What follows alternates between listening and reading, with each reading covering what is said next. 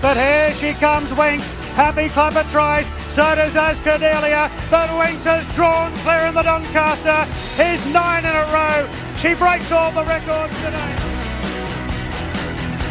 Happy Clapper in front from coming through beats him. Lanciato late, but Happy Clapper, runner-up for the last 2 years. It's his day today. Happy Clapper takes out the Doncaster.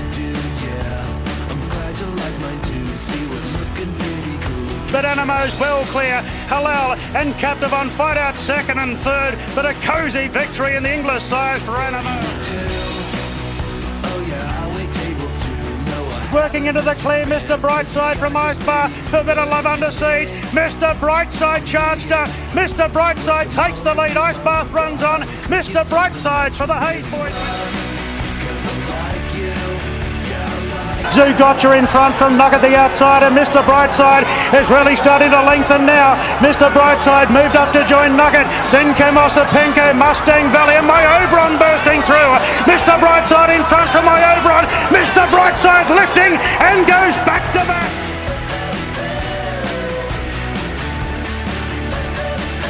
But it's Nature Strip well clear at the 150 from Red Cell. Parada charging at the end, but Nature Strip, he's a force of nature today. That's his 4th Group 1. Brilliant. But Nature Strip moved up, put paid to Eduardo at this point, and Nature Strip draws a length and a half, 2 lengths clear from Eduardo, a gap back to Masked Crusader, but Nature Strip goes back to back in the TJ, and this is an annihilation.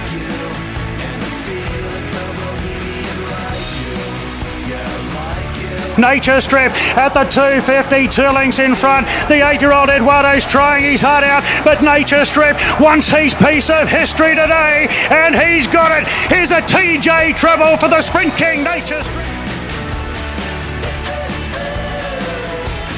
Aliana 175 out, 2 lengths clear from Willie Dewitt, firm agreement, but she's really opening up now, Aliana, and the filly's going to destroy them in the derby.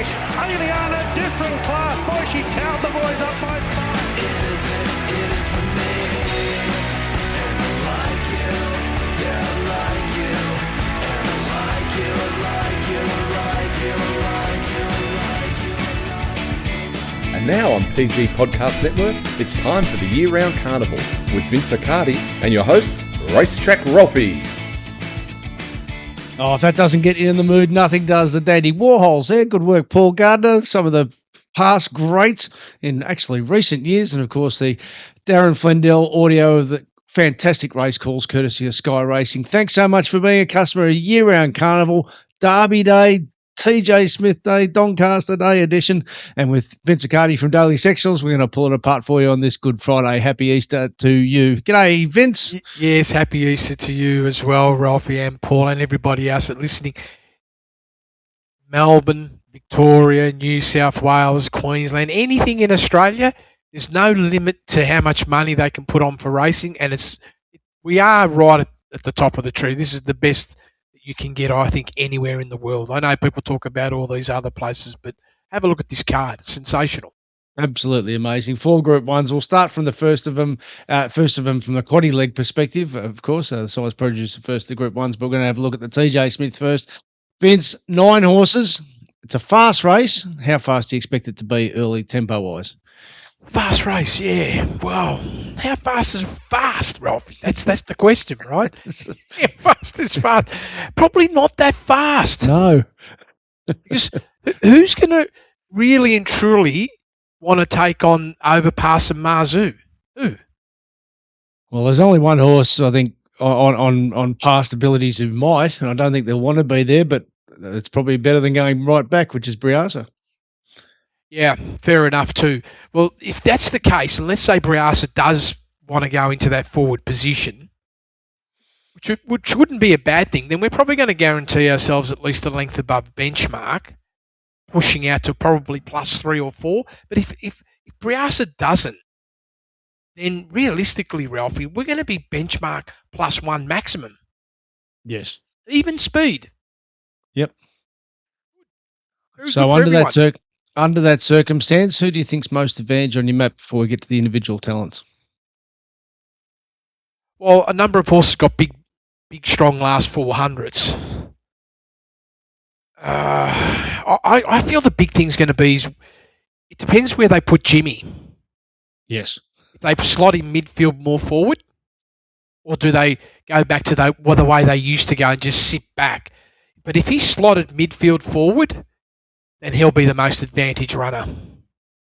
Well, speaking of Jimmy, I mean, one of the unusual parts about this race is that two of the main chances, and certainly two of the best talents in the race, both Jimmy Starr and let's include Tentaris here, both came off disappointing the markets for completely different reasons last start. Jimmy Starr, Caulfield on that slow lane, how slow was it, and how affected was he, and compared to what he actually could do if he was at his very best, and Tentaris, who was beaten as a reasonably tight favourite on Newmarket Day, but of course the track was playing in a little bit of a quirky fashion. So that's part of the unusual layer of this race. I might just go in most advantage order though first. And Jolly Star, she's the one. She doesn't. You don't need excuses when you're winning, do you? No, you don't, Ralphy. And what we do know is this horse is like right at the top of the game. First up, 3.1 above, sensational. Second best performance of the day. Second up, 3.6, improved another half length. Really trending for a peaking performance. Now, I'm not sure whether it's going to get to 4.5. Maybe the complete setup might not be there for that. But you can have a high confidence, Ralphie, that this horse is going to turn up and run somewhere in the mid-3s. Closing-wise, you look at the range of this horse, this campaign, last 400. That's probably where I've got the close eye. I'm looking at this last 400. 2 runs, 5.5 above first up, 7.1 above second up. Hasn't hit the absolute top of like a +9, but this horse also looks pretty key that somewhere between 5 and 7.5 above last 400's also in play. So what does that mean? It means that the horse can sit 3, 4, 5 off him and still storm home. Can't fault it. You can't fault it. The one query, I guess, is that the very best of Jimmy Starr, the very best of Briasa, and the very best of Tentaris to date are better than Jolly Star. They are, and so if we're looking at it pure class-wise, that's definitely going to play a big role. Now, how much of a role? That's the thing. It's the pressure. Yeah, it's the pressure, Ralphie. If that high pressure's not there, you can't fault Jolly Star because you have to ask yourself this question. Do we feel that Jolly Star could improve further? Well, could it get Chris Wall's not bad with older mares, is he? Yeah. I mean, it is possible, Ralphie. Yes. So that's Jolly Star is obviously very much deserving of being deep in the market. The current she's around $4 range. The current favourite is Tentaris at high 3s. Tentaris, phenomenal in the Lightning, phenomenal in the Coolmore, not phenomenal at Newmarket Day, but probably couldn't have done much more under the circumstances there. Since had a trial, how are you assessing him for tomorrow? Yeah, really, when you peel it back, that last run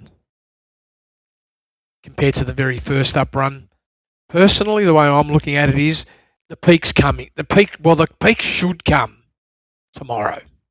Absolutely should come tomorrow. But what is that peak going to be? Is it going to be 4? Is it going to be +5, +6? We got a little insight on the first up run that potentially we've got a horse that could get into the +6, 7 zone. And I just sit back here and say to myself, Ralphie, are we going to see the Star born tomorrow? Sounds like you got a bit of confidence about him. Yeah, because realistically, Ralphie, the exposure's pretty solid with Jimmy Star. We know it's super capable. The Jolly Star, I don't know if it's going to be the perfect setup to get like a brand new PB, but even if it does go to a new PB, all the algorithms and the way I'm looking at the data signals, it's still not potentially as high as what Tentaris is going to do. So it's a sink or swim. If Tentaris doesn't go and evolve to that next level, Ralphie, then I'll take a step back or two and say, okay, well, you're not going to be that horse that's potentially going to be able to compete or be as good as a Car Ying Rising. With Jimmy Star, now, okay, there were excuses first up, and as you've said, the one outlier with Jimmy Star was the Oakley Plate 2 preps back. But when he's building into a prep, and he went on to become the star, but when he's building into the prep, as he did, let's say, last spring, second up, he ran second to Briasa. So he did a big elevation, but, I hate being with horses off terrible runs. The immediate start after. It's a big challenge a fortnight later.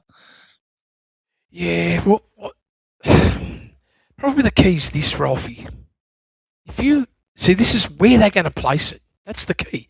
See, Yes. If they run like they did last campaign, first and second up, and they're sitting 7+ lengths from the leader, it's not an advantage. In fact, I feel that you're highly unlikely of getting first or second. But if you run like those couple of more recent runs where you're about 4 off them, very different story. You're in an unbelievable situation, and all of a sudden you start to get all the edges, and then the question is, okay, can you turn up and run a plus 4.8? So a plus 4.8 would mean Tentaurus has definitely got to go to a new PB, and it's got to prove itself that it's going to be the new star. I don't think Jolie will get that. No, I get that. So which leads us to Briasa, because last prep, second up, the run I referred to with Jimmy Star, he ran second to Briasa. Now, Briasa past 2 preps. Second up, Explosion, Randwick, 1200, including this race last year. And then last spring, second up, he won. And that was phenomenal, hence him being deep in the market. Whether he was over the top, whether he was poorly ridden, whether he was just circumstances in the Everest, who knows. But what I'm saying is, on facts and figures, second up Randwick, he's a very, very serious racehorse. Yeah, he is very serious. What's your forecast? A slow 5? I'm sort of working on that with. No, well, I think with drizzly rain, they don't put the hoses out, and just sort of 4 to 5 range. Just a little quick. I know grey horses usually you think they just all handle the wet. Just little queries, right? Yep. Faster the ground, the better. Bit more give. I've got to be slightly negative. Not negative on the horse's capability, just that we might not see the very best of it. Just there's evidence here. Now, the fourth over 1,400 metres. Okay, it's a S5 possible ground.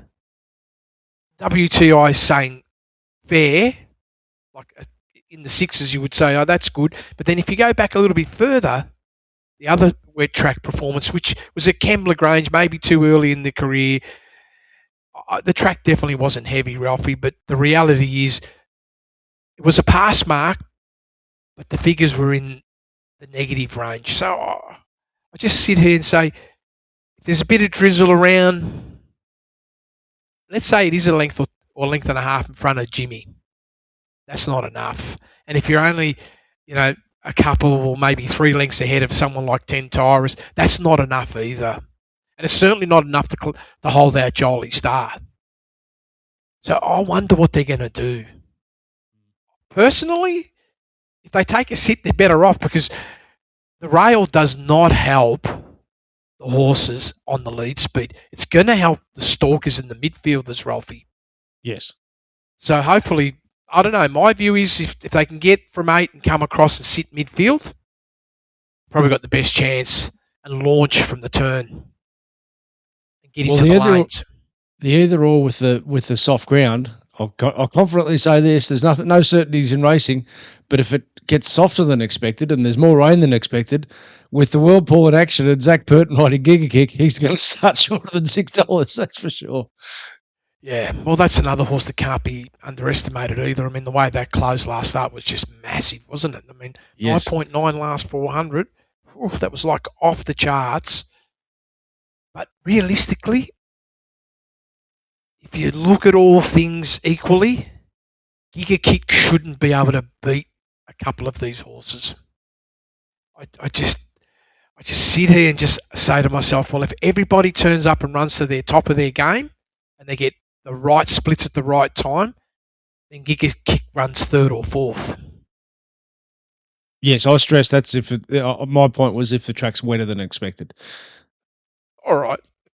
I'm just saying about the odds. The odds, not its chances, the odds. Fair enough. That's fair enough. And anything else we should mention there? No, there it is. Okay, we'll talk business tomorrow. What is Tentorus's price at the moment anyway? High threes, $3.70 range. A few knocks around, right? Because it's drawn one. It's drawn one, and also I think the Avalanche is going to Jolly Star with J Mac and Giga Kick with Zach Purton, I think, and Jimmy Star will have fans as well with the Whirlpool. I think they'll let you on. Yeah, interesting. Interesting. Do you feel that Tentorus could be a little bit more versatile? Oh, I'm a massive Tentorus fan. I'm not taking one iota away from that Newmarket defeat as a negative. I just think, yeah. I just don't think it's going to get that far back. Exactly, and Mark's are in a big race. Yeah, I'm fine. Yeah, with that, me too. See, that's what I'm thinking. Barrier 1, use it to your advantage, right? Be alongside Jimmy and make Jimmy do a little bit more work. I heard Sam Freeman said, "Well, if we're three back the fence, we're probably following Jimmy Star and or Giga Kick. We're going to take it deep in the race." So, yeah, I agree. Yep, there you go. All right, Doncaster Mile. Wow, what a race. So 16 horses, dominant favourite, and before I ask you about the actual talents, we got caught out last year. There was a massive outlier race last year in the Doncaster, wasn't there, where they just walked. So normally can be up to 16, up to 20 horses. There's 16 tomorrow. How are you expecting the pace of this race to be? Yeah, it's a challenge, isn't it, Ralphy? From a pace perspective, goodness me, there's got to be pressure. There just has to be. How can there not be? How fast? Realistically, I want to say 2 to 5 lengths above Ralphy, because people are going to be jostling for spots, and some horses are going to be forced into a positive line. They're just going to be absolutely forced into that. So I'm taking that view that this is the sort of indicator we should end up with is good solid speed. Is there a chance of no pace? I guess there always is, isn't there, Ralphie? That possibility. Well, that happened last year. Yeah, there is that chance that there's going to be no pace. Oh, Ralphie, I don't want to say anything slower than benchmark. Nice. So let's get to the favourite. She's Alibi. Won its last 4 starts. We hadn't seen the best of her until last start, which was, and by that I meant at both Flemington and Caulfield, they were in slow tempo races. A bit of an explosion late in the spring. First up, very good, but stuck in the rails, and we didn't get to see the best. Last start, we saw the best. Is it this simple? If she repeats that Randwick Guineas win, she can't miss a top 3, and she probably wins again. Yeah, has to be. Absolutely has to be. I mean, what a unbelievable performance. It looked like there was more gears there as well, Ralphie. Just couldn't sit there and say there's no more to come. Just big leaping improvement. And I just sort of sit back and say, well, how do you go from 0.7 to 4.7? You look at the breakdown of the splits. Now, PB's pretty much across the board except for the last 400. Of course, when you're running with that sort of speed, potentially that's a scenario you're not going to have that big sort of +6 or 8 or 9. Just feel it's super versatile. Pace, no pace, not going to really matter. Not going to really matter. Draw would matter a little bit. Probably want some speed, because that guarantees that Jamie can put the horse anywhere. No speed means you're going to have to do some shuffling. She might be forced to go all the way forward.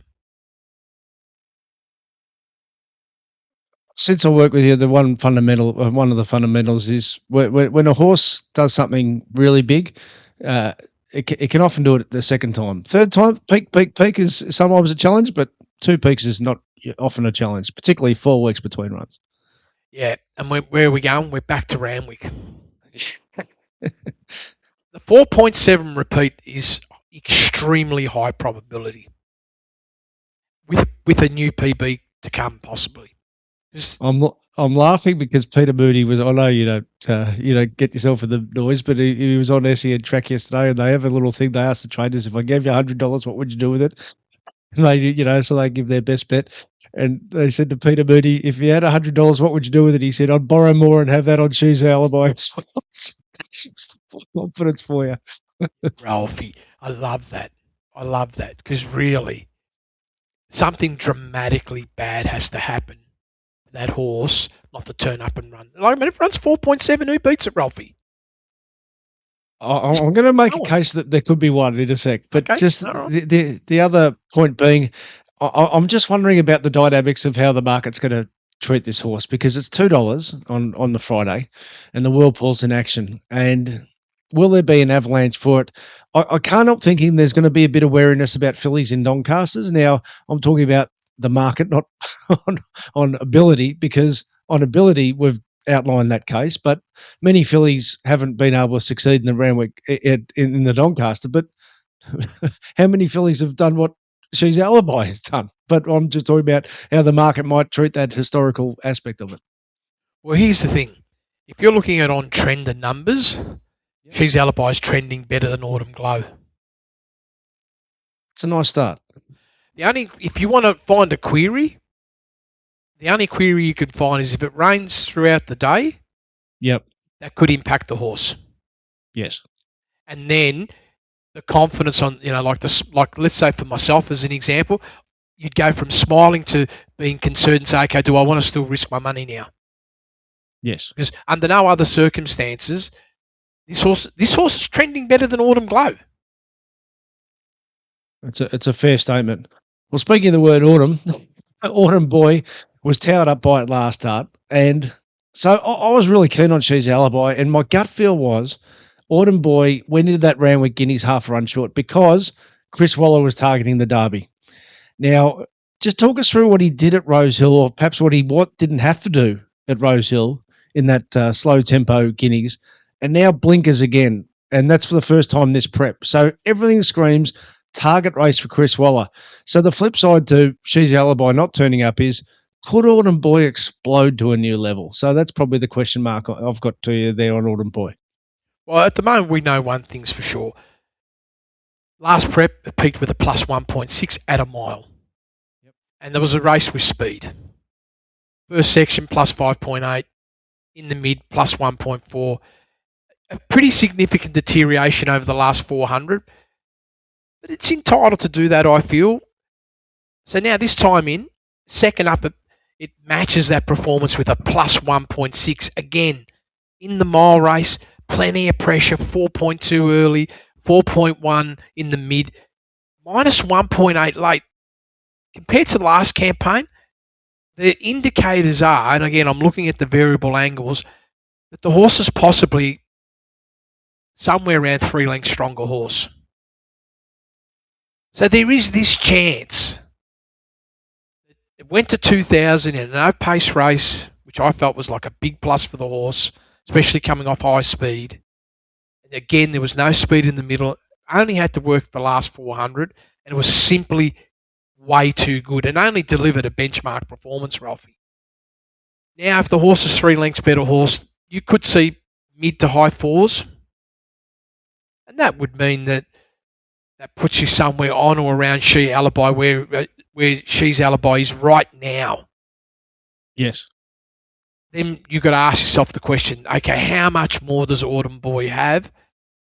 And is Waller really made the absolute best decision going from 2000 back to 16? Is that really the best decision for this horse? Now, if there's no speed, I reckon that's going to be a problem. I really do. Because the horse has got a good close, but it's not a brutal one. Like, it has to go very slow to put in a monster 400. Other than that, if they run like they've been doing it recently, tactical-wise, 3 to 4 lengths off the leader, and let's say we're somewhere around orderly, plus 2 benchmark. That means you're going to be running about 2 lengths below benchmark. Good speed, it's not going to give you a +7 or a +6 last 400. It's probably going to give you a +3 or 4, which is good enough to beat the horses in front of you. But is that enough to stop the ones that might be behind you? And have booming closes on. Yeah, that have got monster closes. Well, that's interesting because I would think that Chris Waller targeted the Doncaster from the time this horse walked in the barn, which is what I always like seeing with Group 1 races. But then part of his mindset, I dare say, would have been that Doncaster is a big field full of high pressure, but maybe it won't be a brutal pressure, and that could be against it. And then the other question has to be as well, Ralphie. Kevin McAvoy versus J-Mac? It's different. It's different. It really is different. Yeah. It's just a different sense of timing. Yes. So that you've got to, I'm factoring that in as well. I'm not knocking Kevin McAvoy. I'm just comparing the two and saying, well, that's going to be at least a one-length variation. And I'm being kind because Keren's a high-profile rider, but he's just not on the same pulse as J-Mac. Not at the moment, anyway. No, of course. For many reasons, but so that I just don't see that as a plus sign. I just wonder, is it because it's the 52 kilos? What? No, why? That is why. Yeah. Yeah. Well, I wish him the best tomorrow.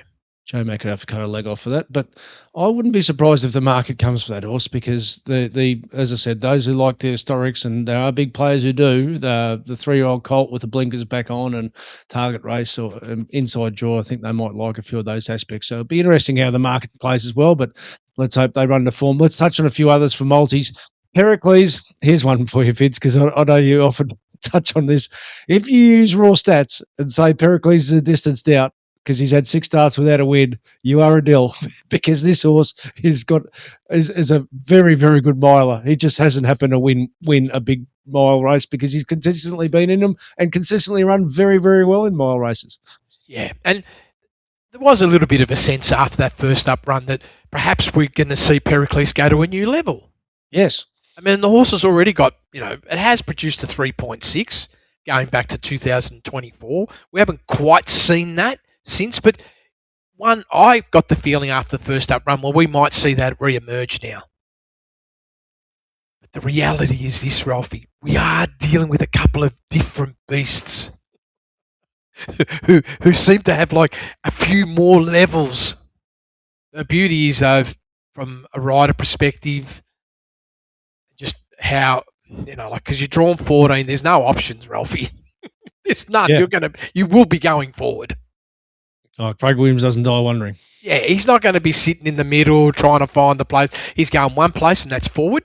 Yep. And he's going to find his spot in the forward pack. And if he gets the sort of shape that I'm potentially forecasting around that benchmark +2, it's probably fantastic for the horse. Because it does have a good kick. It's got a very solid last 400 metres.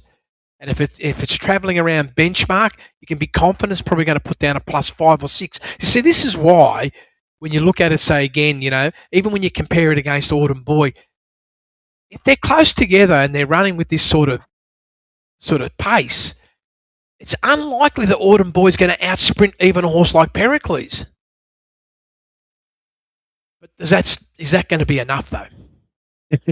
So, yeah, I suppose I want to put the lens on it that we're more talking for multis here because it's always a great trifecta race, and she's alibi. If she repeats, she's got the score on the board in a very serious fashion, and we'll talk business tomorrow. But for those looking at taking their trifectas, I think the value is these older horses at the top of the weights because they're all sort of mid-teens to 20-1 range, and they're very, very good horses. They're not great, but they're very good. And another one you want to include in your most advantage is Linebacker. I remember after its last run, Vince, you said, I think the peak's to come. I think it meets that filter of this horse has been set for one race since the time it walked into the yard, and that's the Doncaster. He's a Randwick Guineas winner in a very serious time last autumn, and in the spring, he was very good at 1300 also at Randwick. Yeah, he's got to be a super dangerous horse. Of course, if it was absolutely bone dry, I'd probably be even maybe somewhat more bullish. Yep. But the reality is a little bit of give in the ground. It's a slight detraction for the horse to bring his absolute best. But I felt that on the first up run with a no-pace race to turn up and do a +2, I said to myself, they've got this horse on fire. He's probably going to smash through that 3.9 barrier this time in. And then we get into a second up run. Bit of give in the ground. It's racing genuinely 10 lengths faster than the run before, Ralphy. So that's a big lift. The slowdown in the middle probably didn't work for the horse that well. And the run was, for me, on the on a sideway bend with an upward bound coming. Because no matter what, that horse had to have felt that last 400 first up. 8.9 when you go through its history. Never done that before, Ralph. It was a brand new PB. Yes, it was off a slightly softer tempo, but when you look at those micro splits, they were heavy work from the 6 to the finish line, and it was deteriorating. So I just asked myself, okay, you're going to probably hit somewhere around the +4 range, and that puts you in the zone as long as that ground condition isn't going to be any more than an S5. Let's get to Evaporate, because, I mean, you mentioned the potential flatness for Linebacker last start and a peak again. Well, dear me, I mean, was Evaporated time to be flat last start off that All-Star Mile? Yeah, can't be underestimated, this horse. I mean, it was absolutely going to be running very flat, Ralphie. And when you come off a +11 first section at a mile at Flemington, and then you're going to be flattened by it, and you're still asked to go +3, you really pretty much gave yourself no chance. Because I'm pretty confident now that when you come off these high-speed races, you need the absolute reverse to be able to get through it, and it didn't get that. Now that runs out the way, established high-level rider. The 3.7 is going to be testing that, and again, what's to say this horse can't produce better than that? And that just means that it's got most of the horses, it can beat most of the other horses. Not all of them, probably one or two that it's got to contend with, but it can beat pretty much everybody else. The big key is what Zach going to do with this horse. And I just said to myself, well, you're going to go forward. Well, 100%. You're just going to go forward, right? For sure. He's not fly back to Hong Kong saying, I wonder what I should have done. Yeah, and he'd be thinking, well, I'm not a weights guy, Ralphie, but he'd be thinking, yeah, today's the day where we're just going to push it to its limit. Yeah, absolutely. Absolutely. We should touch on just a couple others again for the multis perspective. I want to put Headley Grange in my multis because, again, I think Joe Pride's really got a set to peak on this run. He's got a terrific top 2 record prior to this prep, and he's been running against Autumn Glow. This is his grand final. Is it what? How do you assess his chances from a top 4 position? Well, first up run was big, +2.4. Couldn't get the horse going any better. So that's a big thing. He was going to get a sidewards run second up, and he got that. Yep. But he still had to, lift dramatically early, speed-wise, plus the fact that he had to go up in distance. So he's ready to retest. So the question is this, Ralphie. How much better than a +2.9 will the horse go? Or did the trainer... Because Joseph Pride can do this, Ralphie. He can have him very, very forward and ready to go. And therefore, there's not that much left other than the race, match practices, I call it, that you're going to find. And that's probably going to find you half a length, maybe a length. So I'm not sure, Ralphie, if we're going to get much more than a +3. I do feel that the ground conditions are in favour and it's drawn perfect. And Gringotts, he's won the big dance this track and distance a couple of years in a row, and last year's was on probably ground that will probably be similar tomorrow. Yeah, surprise performance. When I say surprise performance last start, sometimes you look at a horse's name and it gives the elevation. But the reality is, I've got to look at the facts. It was a 0.6 above Autumn Glows won the race without even trying. That's the reality. So the 0.6 and finishing behind it makes everything look better. The reality is it's a low twos horse, Ralphie. I'll probably be disappointed if it got in the money. So you mentioned a few of the others that are +3, +4 range. So yeah, that's all.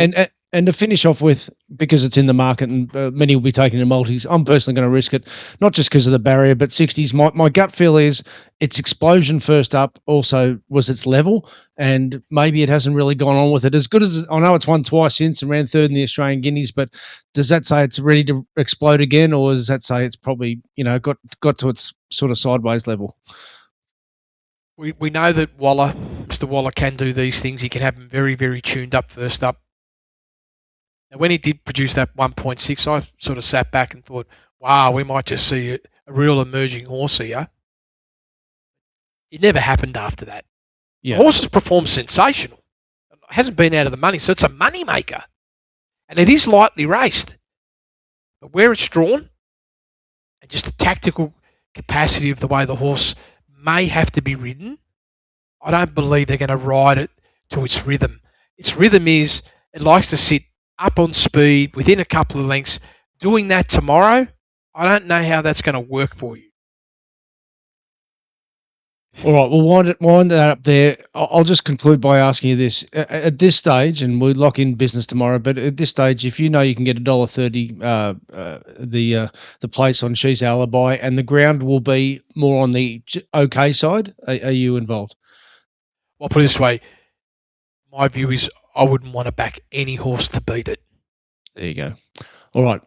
Now, I did want to cover that in depth because the Doncaster is such a great multi-race. So we'll pick up the pace on a few of these, including the AJC Derby, where Observer is the favourite. And I suppose the starting points, what type of tempo do you expect in a Derby? Yeah, good question. Well, Observer's got to be the starting point about what the tempo is going to be. And here's the thing. J-Mac's got lots of versatility about what he could do.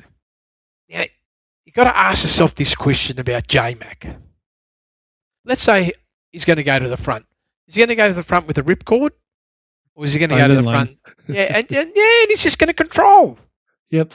If he can control, even if he could just let someone else be in front of him, he's probably too happy. So that tells me if he's going to be the leader, it's going to be benchmark at best. At best. Most likely, if he is the leader and no one wants to challenge him, we could go -6, which is, I feel like, going to be right up his alley. But no one's going to try and test it. And J-Mac's going to say, we're just going to dawdle because everybody will be thinking in the back of their mind, we've got to get the 24. Yes. So J-Mac could find himself going 6 lengths below benchmark, doing nothing until maybe inside the 800.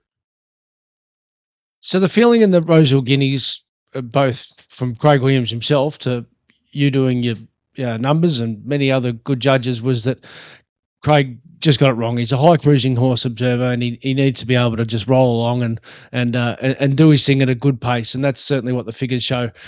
If can he do that, though, at 2,400 again? The feeling was after the VRC Derby was we mightn't see this horse again in a distance race. He's going to be a brilliant mile at 2,000 horse, but here he is again. And maybe he's too good again, but what's your thoughts on the day before the race? Yeah, I don't think he is a brilliant miler. I just think this is a cruising horse. Yep. He's got some limitations about the sprint, and he hasn't been able to overcome him yet. So he has to be on pace, cruising. Staying race makes it hard for a lot of other horses, regardless of the speed. Because if you're going, let's say, 6 lengths below benchmark, 2,400 metres, young horses, no one's going to really have some giant sprint late. And if they did, they've probably been going -12 or 15 and you're too far back. So everything plays in the hand for a horse like Observer in a staying race. No speed. You might be able to put down a +4 last 400. It's probably enough to hold everybody out. If it changes and there's a bit of tension, then Observer might not even run the first 3, Ralphie. Yeah, he's an either-or horse. I'll get that. Now, Green Spaces, again, I'll happily put this filter on. There's no doubt that Joe Pride had him set for. Bjorn Baker rather had this as a Derby horse from the time it entered the yard. Very good run last start. It was $21 versus Observer 210 from a bit of an SP matchup perspective, but he's trending the right way. How close is he trending towards being a Derby winner tomorrow? On your thoughts?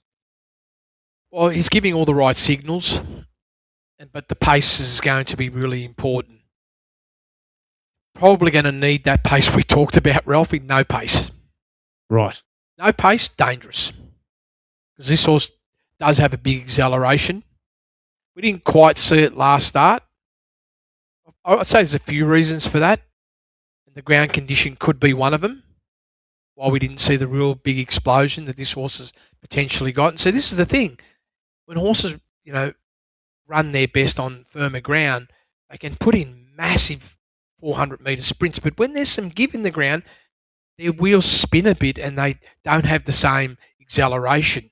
So that will be a challenge. In terms of class, it's definitely not better than Observer. And it at best is as good as it at best. Which leads us to Storm Leopard from last week. Now, we don't do a lot of historics here, but there's a real logic that a Tulloch is such a good lead-in for the Derby because you're only going to run in it if you're feeling good and you're on a 7-day backup, and you repeatedly say that 3-year-olds can cope with 7-day backup. So, and he was very strong to the eye last start, but actually the data showed that he was deteriorating as much as anything, but it was a pretty solidly run race. Yeah, that's true, Ralphie. And the horse sort of sits there by default, like in the top 4, just the way the structure of the race is. But I have to, even with the Hayes, he's doing it all on the first prep. Can it really have another run? My view is it's there, a repeat of last start, minus 1.5. Is that really what the final score is going to be to win the race? Because if that's what it is, and it could be, Ralphie, then it's there. But if they're going to run benchmark or maybe a half above or 1 above, I don't believe this is going to be there for this horse because it's got to be a big risk of another new PB? All on the first prep? I don't know. As good as the Hayes boys are, what an amazing feat would be if this horse could actually do that. Well, that brings us to the Kiwi because he too is in his first prep. He's had 7 runs. He's a line chaser. I know that watching the replays from well back. Now he's the only horse who's had a win at this distance, of course, coming off that New Zealand Derby win, and he's got Zach Purton on. So if the horse has got any ability, you'd think the $10 is probably as good as it's going to be odds wise tomorrow. What have you made on the clock on what he's done in New Zealand? Yeah. Okay, and yeah. What price is it at the moment, Ralphie? $10. $10. Yeah. Oh, I don't know, Ralphie. I feel that profile-wise, it's nothing special. It's nothing special, Ralphie. Yes, that's the problem. Yep. It really isn't. I can't sit here and say to you, Ralphie, I've seen something in the numbers that says to me, wow, you're just like going to be so good. I just feel you're making up the numbers. That's it. So there's one that's itching at me. So you've got an IVR forecast of 0.8 below benchmark, which is an okay figure, but it's not saying it's mahogany is going around tomorrow. And of course, as you said, Observer might have the class to just do like a mahogany did, winning a derby despite being better. But Sever Santa, last start at Caulfield was the first time in blinkers, and I know the track was playing quirky and all that, but he's produced a length below benchmark. He's trending the right way. He's a Chris Waller horse who clearly has been set for this race only. And he's $41. Should I put him in my trifectas? Well, with a minus 1.1 last start, he's had a huge exertion in the middle. That's why he faded overall. Mind you, there was a slowdown as well between the 4 and the 2, so you've got to counterbalance some of that. this horse is probably going to peak at the right time tomorrow. And a -1, just a repeat of that performance, means he's in the top 4. Like, he's potentially good enough to finish top 4, because I've got a little cluster of horses there that can get to that level. Like, I look at just like on the dashboard, there's genuinely 8 or 9 horses that can run somewhere around -0.5 to -1.5. All right. Don't let odds put you off. No, don't. Okay, pick up the pace here. Last race. At first, you think, oh, it's a big field. There's plenty of chances. Should we just gravitate to Inkaruna with the blinkers first time? Sorry, blinkers back on. Last prep exploded blinkers first time, and now clearly this is its initial target race. Well, just before we do that, I was hoping you might have said something else to me about what did you think about Victoria's Spirit? Because I know last time we spoke about this horse, right? And I know the run wasn't there last up, but I reckon there's a chance for a big rebound, do you, Ralphie? Okay, so I only abbreviated because of time. The one case for it definitely was that Australian Guinea's win was big. It over-raced last start. It was, it was in the market last start for a reason. It over-raced, poor run. Luke Nolan back on. That's its go-to for Peter Moody. Yeah, Ralphie, I'm just sitting here saying, forget about last run. Yep. Watch this this could be very dangerous horse. And the 0.6 below benchmark comes in hard top 4. All right, maybe a little question mark, depending on the ground conditions, just how you're going to deal with it. But if it just says like you were stating initially, don't overlook that. That's all. $23. You highlighted it last time. I want to make sure we don't forget it. Done. All right, back to the last. Inkaruna. It does look grand final day tomorrow. How does it line up? Well, I was a little bit cold on it last start. Yes. Going into the race, and now all of a sudden, I'm doing the work and I'm going far out. You're right up here in this race. How weird is that, right? Yeah. But then when I look at it, the Rosehill run was fairly good overall. 0.4 below benchmark, virtually on par with what it did first up. Didn't have the same sort of finish that it is capable of doing. This horse is capable of a big, sprint over the last 400. The question for me is this. The horse by default puts it like hard top 3 or 4. The pace. What pace are we going to get? And what impact could it have on this horse? You see, Willow's drawn 1. The horse typically likes to sit 3 lengths off the leader. So it's drawn 9. Drawn 9. Sorry. Okay, my apologies. Drawn 9. Yep. So if he typically wants to sit 3 lengths off the leader, and we're going +2, +4 range, he's going to have this horse racing above benchmark early, as long as he can slot in. Now, if he doesn't slot in, has to drift a bit further back, then he's going to run in his comfort zone, which is somewhere around probably 5-6 lengths below benchmark. In other words, to get like that big sprint, now you're going to be too far back. So he's got a few little problems there with this horse. So he's going to have to get everything perfect, I feel, to reproduce a benchmark plus a half performance. Okay. Well, if you want to get to more other runners, just send us an email during the day. Size Produce Race 6, which is the first of the Group 1s to hit the card tomorrow.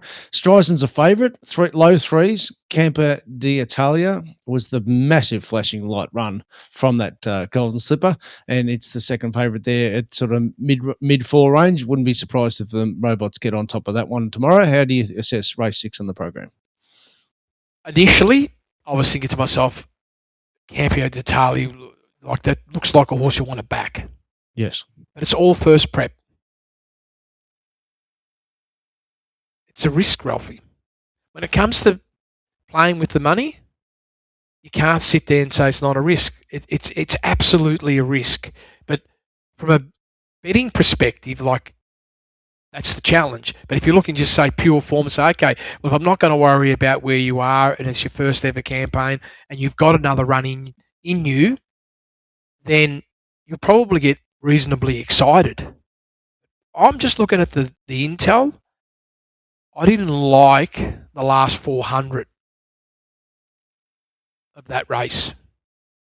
The worst of the three starts, minus 3.9. And then when I look at the first section, it wasn't like the horse went real fast, Ralphy. The horse went 4.1 below. The mid, customary. It looks like a horse is going to thrive on more ground, but is it all coming next preparation? So that's What's interesting, most of these are from the Golden Slipper. So Streisand was the one up front. The other one up front was Paradoxium. It was 3 wide, no cover. A couple of our mates in this horse have since got the collect. It's gone to Yulong. In fact, both have Streisand and Paradoxium. Right. And Paradoxium was 3 wide, no cover in that race. So probably forgivable. But now they've got to step up to 1,400 metres. I can't help thinking that Streisand peak. And I mean, how tough must she be able to be if she's going to win tomorrow? Yeah. Well, Paradoxium, I'm trying to work out why they go here. Well, first up for Yulong, if they can get a Group 1, really? They've had a big collect. Yeah, I see that. To me, if you were going to come across into this race and say, no speed, we're going to crawl, all right, 1,400 metres. You don't have the problem like Campo d'Italia. You've had preps, so you're in a different cycle altogether. That's a positive. Horse has got level of talent, had to burn way too much fuel last start because of the way the structure of the race was where it was drawn. But now we're 1,400. Where is it? I can't see anything where this represents like the horse is going to love it. I can't see it. I cannot see it. It just sits up there because when I profile the race, we've got a bunch of horses that are between 1 length below benchmark and -3, and hence the reason why the horse is up there. And these horses can win, but they're like bad betting propositions. Because they can also run badly. Yeah, because it's 1,400, and you just look at the data and say, prove to me it's going to be a slowly run race.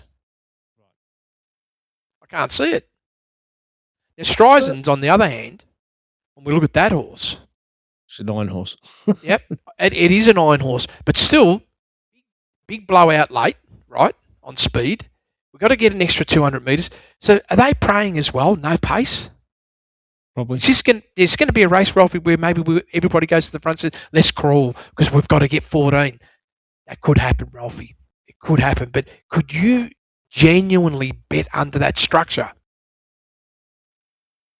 Well, people are there for the recreational side of it. I know you're there for the business side of it, so you won't be betting. No. But I will ask you about the different form. There's one different form horse. It's $15. Tornado Valley. Nice trial last start, and they would have been qualified to run the Golden Slipper. So they've chosen to miss the Golden Slipper, the Markham. Very smart. And maybe they're saying, well, okay, all you've had your gut busters. We've had. Okay, he's technically in his first prep, but he's had spaced preparations. They tried to win the Magic Millions, came second of the stablemate, 7 weeks between runs, and now 4 weeks between runs. Yeah, well, he runs like a horse that's probably going to appreciate ground. He definitely runs like that, Ralphie, because the tactical speed's not there, and these sort of horses, they just float and they finish. Now, he hasn't quite demonstrated how big his finish is. Now, he's had a fair bit of racing, so the speed is, it's 28 days, so Mar's probably looking to freshen up to have that speed so he can have a sprint. That's all I can put it down to. Maybe it can happen. Oh, but you're going to need a lot of courage. As greater prize money races, race 5, I'll brush it, and we'll talk any business all tomorrow right. because of unless there's a standout reason to talk about it. No, race 5, no. Because I want to ask you about Rivolino in race 4. Carbide Club stakes. So again, the Whirlpool's in operation. How's this going to start 5:50 tomorrow? It's coming off She's Her Alibi and Autumn Boy form. Well, wouldn't it be nice if it did? I'd love it if it did. Ralphie, this looks good. This looks good.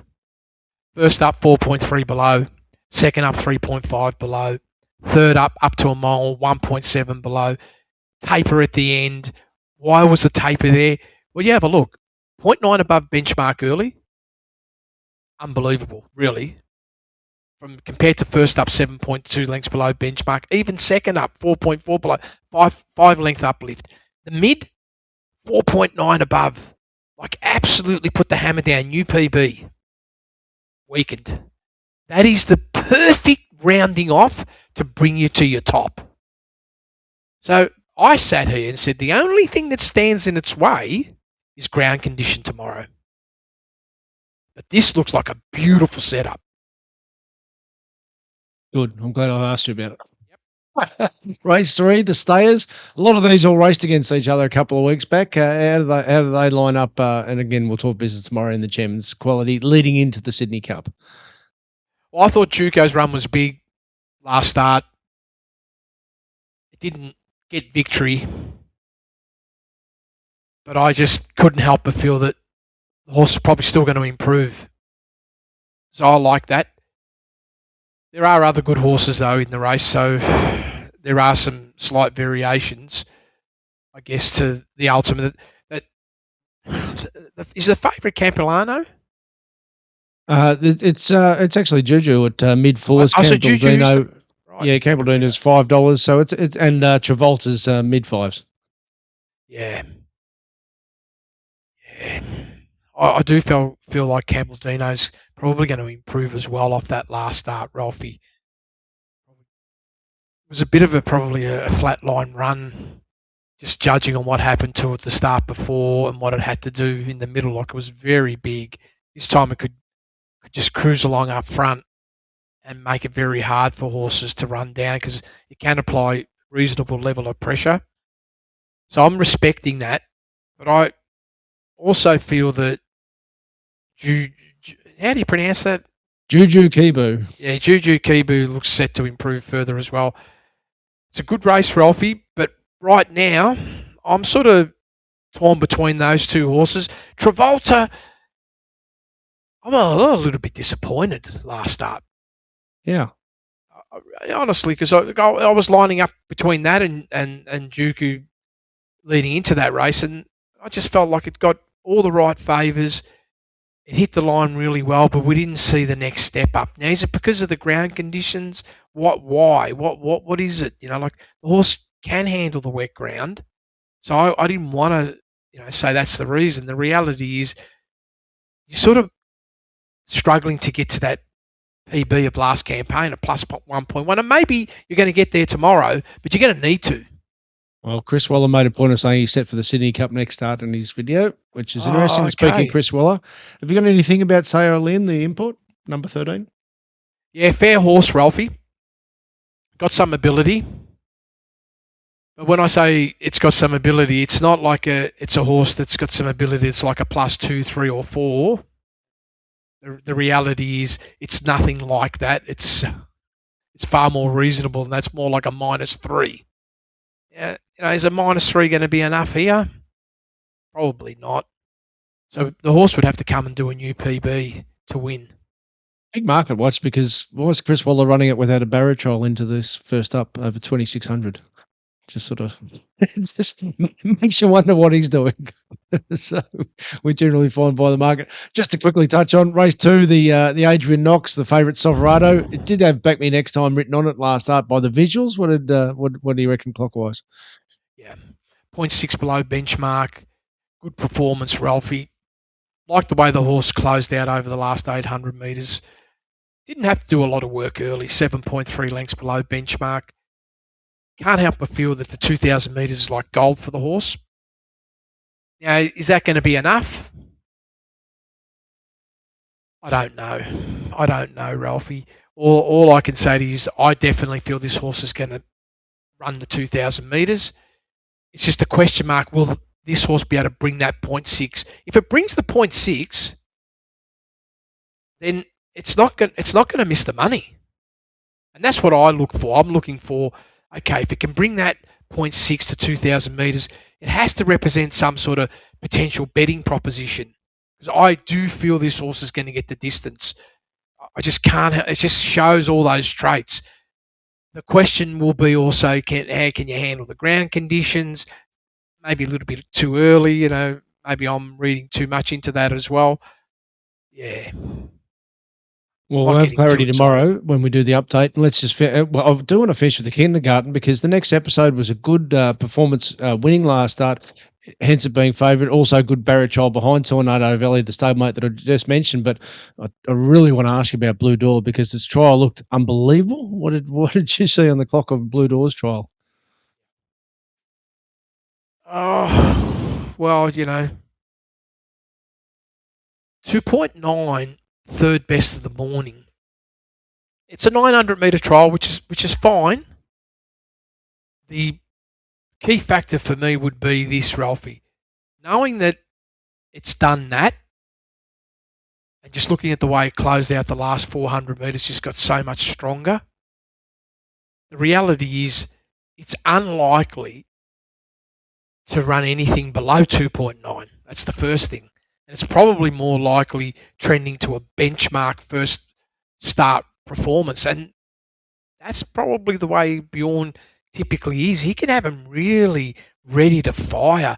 So I would have to say to you this, Ralphie, this is the horse that's the one that could step up and run benchmark tomorrow and may make a bit of a mockery of the price. Very interesting. All right, it's a super card. That's our hour done. Tomorrow we talk business, 10, 15-minute update podcast. As I touched on, if there's a horse that you're desperate for us to talk about that we didn't get to, send me an email during the day. We're nothing without your support as customers and always happy to help out. In the meantime, thanks so much for getting our Derby Day preview of Year Round Carnival.